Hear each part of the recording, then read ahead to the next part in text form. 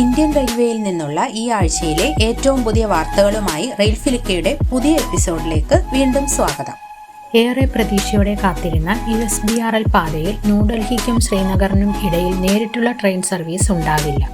പ്രാരംഭ റിപ്പോർട്ടുകൾ ഈ നേട്ടത്തെപ്പറ്റി സുഗമമായ യാത്രയ്ക്കുള്ള പ്രതീക്ഷ നൽകിയെങ്കിലും പുതിയ വാർത്തകൾ ആളുകളെ നിരാശരാക്കി.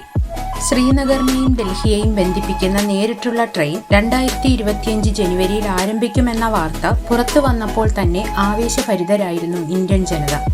കശ്മീരിനെ രാജ്യത്തിന്റെ മറ്റു ഭാഗങ്ങളുമായി ബന്ധിപ്പിക്കാൻ ലക്ഷ്യമിട്ടിട്ടുള്ള ഈ പദ്ധതി വലിയ നേട്ടമാണെന്ന് പറയപ്പെട്ടു.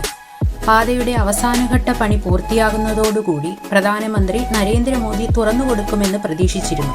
എന്നാൽ പിന്നീട് ഡൽഹിക്കും ശ്രീനഗറിനും ഇടയിൽ നേരിട്ട് ട്രെയിൻ ഉണ്ടാകില്ലെന്ന് റെയിൽവേ അധികൃതർ അറിയിച്ചു. യാത്രക്കാർ ജമ്മുവിലെ കത്ര സ്റ്റേഷനിൽ ഇറങ്ങി സുരക്ഷാ പരിശോധനകൾക്ക് ശേഷം മറ്റൊരു ട്രെയിനിൽ കയറി വേണം ശ്രീനഗറിൽ എത്തുവാൻ.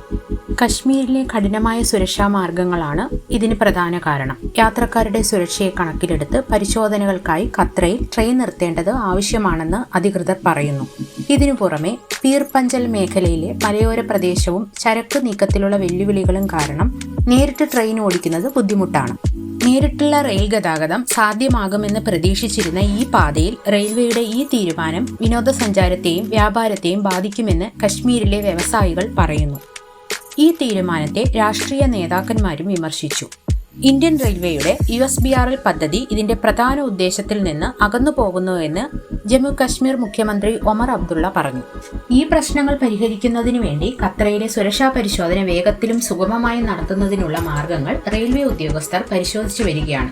സമയം ലാഭിക്കുന്നതിനും മികച്ച സ്കാനിംഗ് സംവിധാനങ്ങൾ ഉപയോഗിച്ച് സുരക്ഷാ പരിശോധനകൾ മെച്ചപ്പെടുത്താം.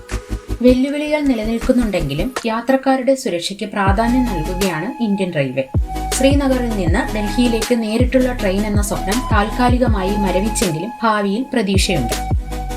കൂടുതൽ റെയിൽവേ വാർത്തകൾക്കായി ലൈക്ക് ചെയ്യാനും ഷെയർ ചെയ്യാനും സബ്സ്ക്രൈബ് ചെയ്യാനും മറക്കരുത്. ഈ വാർത്തകളെക്കുറിച്ചുള്ള നിങ്ങളുടെ അഭിപ്രായങ്ങൾ താഴെ കമന്റ് ചെയ്യുക.